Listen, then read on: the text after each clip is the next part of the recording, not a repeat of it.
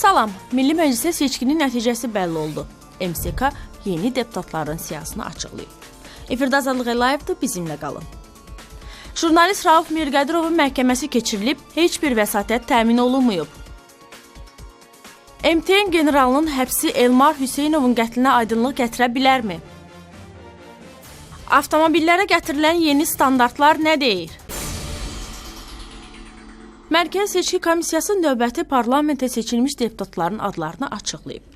Cəmi bir dairə, 90 saylı Ağdaş seçki dairəsi üzrə nəticələr etibarsız sayılıb. Ənənəvi müxalifət bu seçkidə iştirak eləməmişdi, ATƏT seçkini izləməmişdi. Mərkəzi Seçki Komissiyası həmçinin seçki ilə bağlı şikayətləri araşdırıb, başa çatdırıb. Qurum seçki ilə bağlı yekun protokolu Konstitusiya Məhkəməsinə təqdim edib. Noyabrın 18-də jurnalist Rauf Mirqədirovun növbəti məhkəmə prosesi keçirilib. Vəkilin qaldırdığı heç bir vəsatət təmin olunmayıb. Rauf Mirqədirov vətənə xəyanətdə ittiham olunur və beynəlxalq insan haqları təşkilatları onu siyasi məhbus elan ediblər. Jurnalist Elmar Hüseynovun qətlinə aydınlıq gətirilə bilərmi? Elmar Hüseynovun yaxın dostu olmuş Şahbaz Xudoğlu deyir ki, bəli. Ona bu ümidi verən MTN generalının həbsidir. Reportajı izləyək. Akif Çovdarov, general-mayor Milli Təhlükəsizlik Nazirliyinin energetika və nəqliyyat sahələrində Təhlükəsizlik Baş İdarəsinin rəisi. O, Cinayət Məcəlləsinin vəzifə səlahiyyətlərindən sui-istifadə, rüşvət alma, qanunsuz azadlıqdan məhrum etmə kimi maddələr üzrə ittiham edilərək həbs olunub. Yerli media Çovdarovun adını ən müxtəlif qanunsuz əməllərdə hallandırır. O cümlədən gizli həbsxana saxlamaqda. Akif Çovdarov adı həbsindən əvvəl də mediada dəfələrlə çəkilib. Jurnalist Aqil Xəlil döyülməsində, daha sonra isə bıçaqlanmasında məhz Çovdarovu ittiham edirdi. Jurnalist Eynullah Fətullayev isə həbsində Çovdarov izini göstərirdi. Eynullah Fətullayev məhkəmədəki çıxışında bildirib ki, 2007-ci ildə öldürülən jurnalist Elmar Hüseynovun qətlini araşdırıb. Araşdırmalar onu Akif Çovdarov adlı bir şəxsin üzərinə gətirib.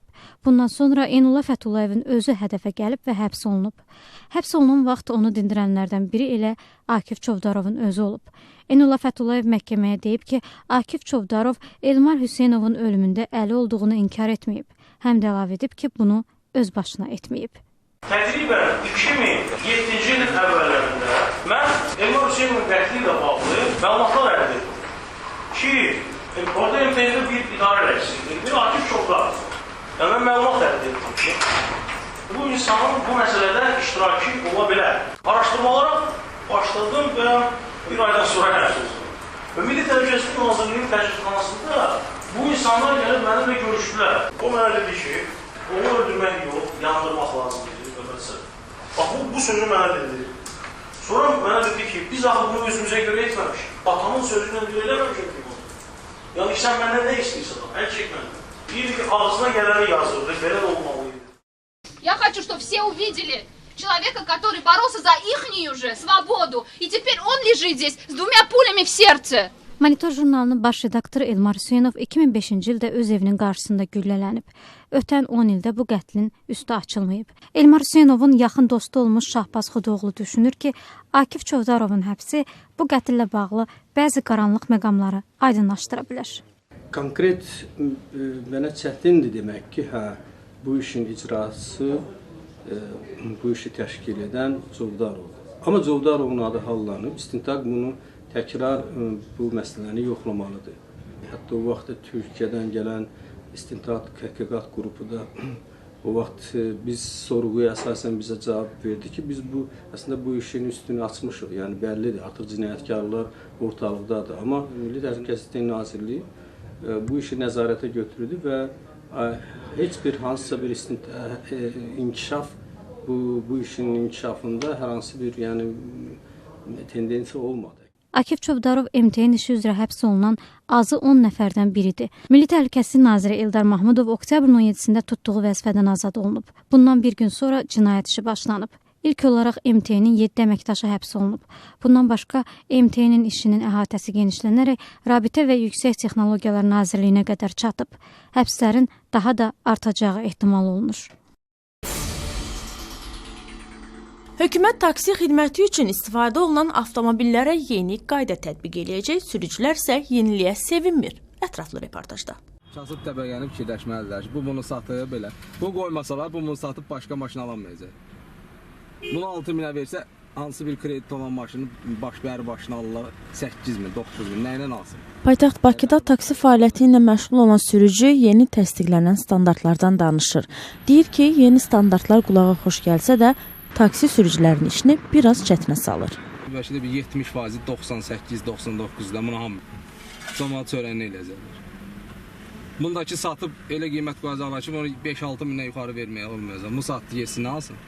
Təzələr də qoyublar 20 minə, 25 minə. Standartlaşdırma, Meteorologiya və Patent üzrə Dövlət Komitəsi sərnişin stansiya qurğuları və avtomobilləri dövlət standartlarını təsdiq edib. Yeni standartlara görə ölkədə taksi kimi işləyən avtomobillərin yaşı 15-dən çox olmamalıdır. Hüquqşünas Ərşad Hüseynov deyir ki, məqsəd həm sərnişinlərin təhlükəsizliyini təmin edilməsi, həm də taksi fəaliyyəti ilə məşğul olmanı sadələşdirməkdir. Ancaq hüquqşünas bu standartlarda bəzi anlaşmazlıqların olduğunu deyir. Məsələn, Rusiyada istehsal olunmuş 2001-ci ilin VAZ avtomobilidir. O təhlükəsizlik səviyyəsi, texnoloji təchizatı, məsələn, Almaniyanın 80-ci illərinin səviyyəsindədir. Bax, onun nöqteyi nəzərdən bu sual doğru ki, necə yəni? Tax ki, Rusiyanın 15 il bundan qabaq maşınını işlətmək olar, amma Yaponiyanın 16 il bundan qabaqki maşınını işlətmək olmaz. Bax, belə suallar çıxdı. Başqa digər təchizatla bağlı məsələlər daha yaxşı ola bilərdi. Dövlət Yol Polisi İdarəsinin şöbə müdiri Vaqif Əsadov bildirir ki, taksi fəaliyyəti ilə məşğul olan şəxslər istismar etdikləri nəqliyyat vasitələrinin texniki sazlığına diqqət eləməli, həmin avtomobillər texniki şərtlərə uyğun olmalıdır. Vaqif Əsadov əlavə eləyir ki, söhbət sərnişinlərin təhlükəsizliyindən gedir və təhlükəsizliyin təmin edilməsi ilə bağlı istər taksi, istərsə də ictimai nəqliyyat vasitəsindən istifadə edənlər də bunu qiymətləndirməlidir. Nəinki taksi fəaliyyəti ilə məşğul olanlar, ümumiyyətlə istismar müddəti başa çatmaqda olan nəqliyyat vasitələrinin sürücülərinə hələlik qanunvericilikdə nəzərdə tutulmaq üçün tədbirlər görülmür. Lakin tövsiyə xarakterli tədbirlər həyata keçirilib. Bir mənalı olaraq yol hərəkəti haqqında qanunun tələbinə əsaslanaraq istismar müddətini başa çatmış və texniki bağışdan keçməyən nəqliyyat vasitələrinin yol hərəkətində istismar edilməsinin təhlükəli vəziyyət başqalarının belə həyatı üçün təhlükə olması barədə mütəmadi təbliğat xarakterli tədbirlər həyata keçirilir.